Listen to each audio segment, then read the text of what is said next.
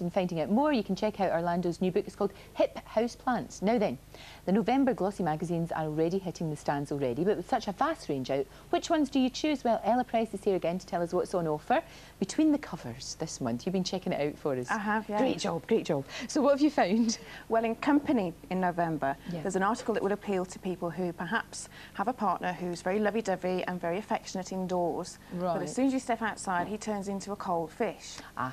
Doesn't want a PDA, which means a public display of affection. Right, OK. It's not as bad as it sounds. Essentially, the article is saying it's not your fault. It's a guy thing. It's a bloke thing. And really, it's about a fear factor, about meeting with his mates, maybe when you're doing the fluffy bunny, cuddly-wuddly stuff, and he's going to be mortified. It's something to do with the playground and something to do with embarrassment back in childhood. It's a convincing article, and the gentleman concerned makes a case for the likely situations where you'll get a PDA if you're desperate for one. Basically, have his parents there, not his friends, say goodbye at an airport, or be on a summer holiday in a foreign country, because all the rules are different there, as we know. That's right, nobody knows you, so you can do whatever you like. That's right. PDAs, I quite like that. Public displays of affection. Good one. Absolutely. So some hints on if you really want to solve your relationship, if you're not getting enough PDAs. OK. That might not be a problem. Your problem might be a little bit more serious than that. And in next month's Red, this is quite a weighty article on female sexual dysfunction, FSD. I'm full of it this week, aren't I? FSD. It's a syndrome that's recently been recognised as really the equivalent of male impotence. And there's quite a lot of concern about it, that initially women are being considered as perhaps frigid or pent up and neurotic if they're not enjoying their sex lives. And it's a mental sort of issue with them. It's a psychological problem for them, much as it was with male impotence at the beginning of the research into male impotence then. The reality, this survey says, is that 40% of women... That's a lot. It's very high. It's a terrific amount. If you think of your friends, that's nearly half of your friends. It is. But then you can understand women sort of going off sex when they have children, because obviously you've got no sleep and you don't feel very attractive, and all of that happens, doesn't it? And then when you get out of the way of it, you get out of the way of it, I guess. Well, the article is saying not to blame yourself psychologically. You haven't got a mental issue with this, which I think becomes a sort of a snowball. Most likely it's going to be that in 90% of cases it's a physical, medical, practical issue. So it could be treated hormone imbalance, or something that's mechanical. So that women who are in...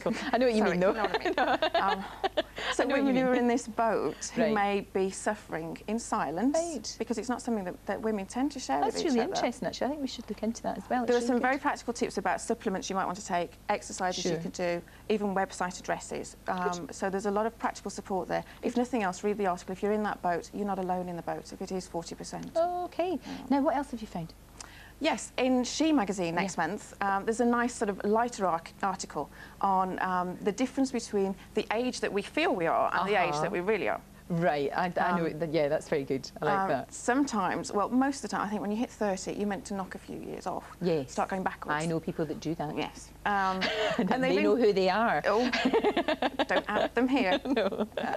They've interviewed most women in sort of normal jobs, as it were, who different life settings.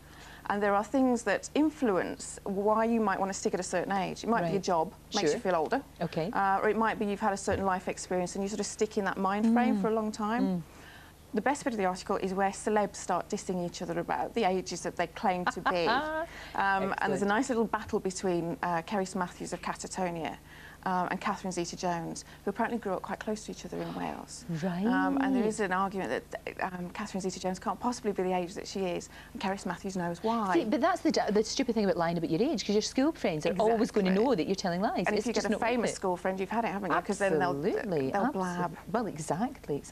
Listen, thank you for that romp through, Ella. It was really good. And I shall see you again in about 4 weeks' time, yeah? Yeah, lovely. Thank you very much. Right, we're going to take a quick break now. When we come back, Carol Vorderman needs your help. And could your anti-aging regime actually be damaging your skin? Do not go away.